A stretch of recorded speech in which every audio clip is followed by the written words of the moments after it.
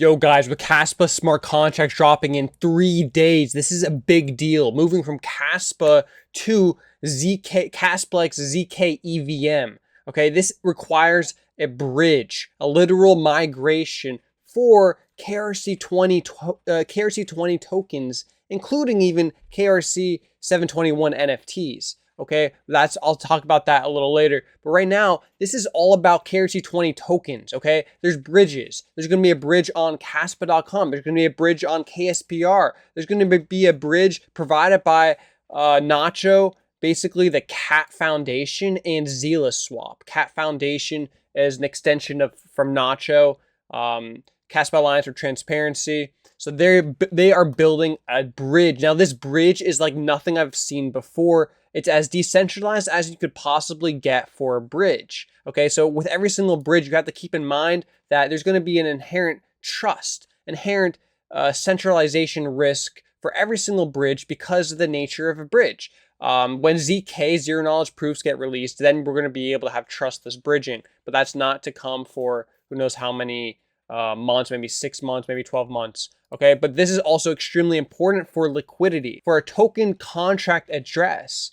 When you bridge, I mean, this is actually a huge deal because when you bridge, it's going to create a contract address that is not the official contract address of the token. So you really need to make sure that you're in close communication with the project team to make sure that you are bridging on the correct bridge.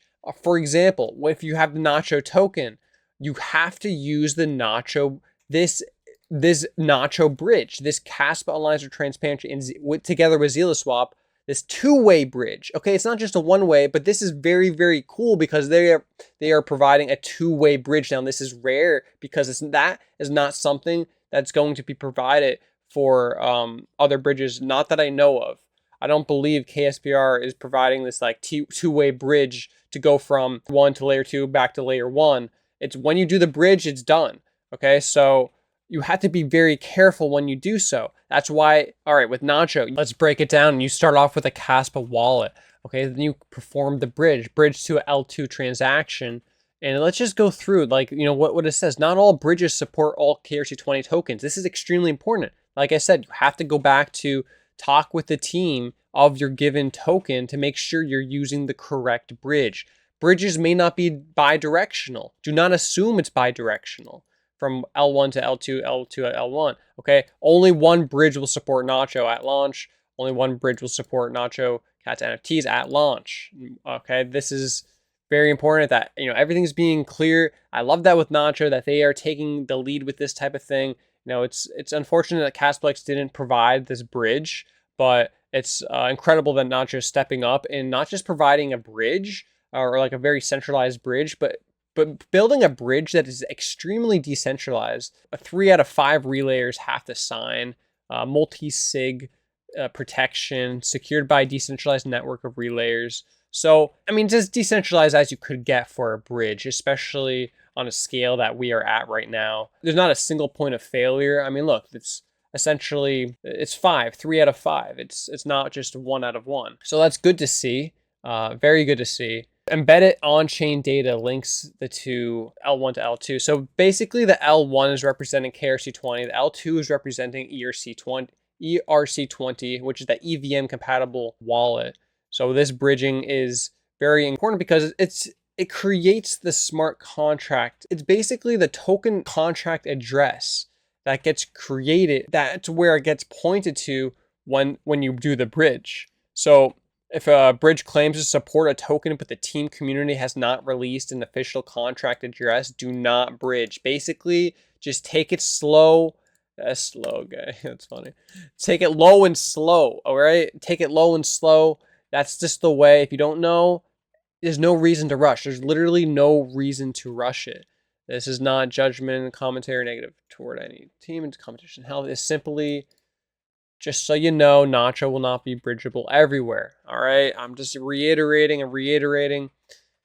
because it's just this is important. Okay, very important. You don't want to mess things up because you're FOMOing and you feel like you missed out.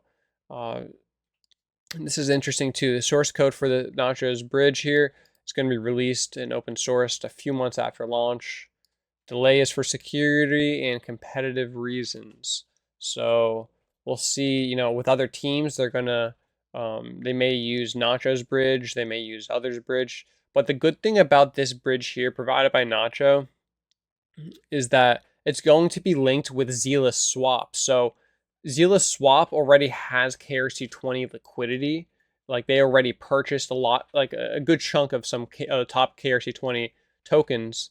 So in order to use, here, let's go over about how to use with the DEXs, like what it means to use this bridge and how it connects to DEXs. Interesting thing about DEX is that they are unaffected. It doesn't matter the bridge, any DEX can create a liquidity pool for any token. Okay, so these liquidity pools are going to be separate for every single decentralized exchange.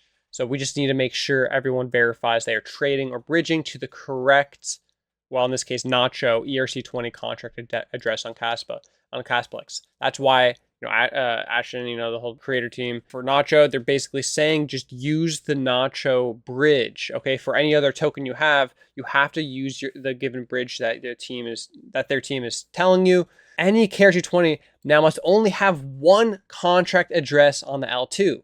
That likely means that only one or limited bridges will be supported for that token. Okay, very important. One bridge per token on KRC20. You're not gonna be able to use any bridge. Like if you bridge your one token, you're gonna bridge your other token on there. No, you have to check with the teams. Very, very important. We will deploy the contract after mainnet launch and then announce the contract address. Any other non-matching contract addresses are fake if they exist. All right, so don't be messing yourself up here. This is like you're not going to be having to do this constantly. You get this done with and you're good to go. But honestly, just take it slow, take it easy. At launch, there's no rush to bridge. Just make sure everything's flowing smoothly. Even with Kasplex, there's zkEVM, you know, everything's been audited and everything seems to be working very, very well for mainnet, but you just never know. Just take it easy, see how it goes. Maybe wait a day, wait a few days.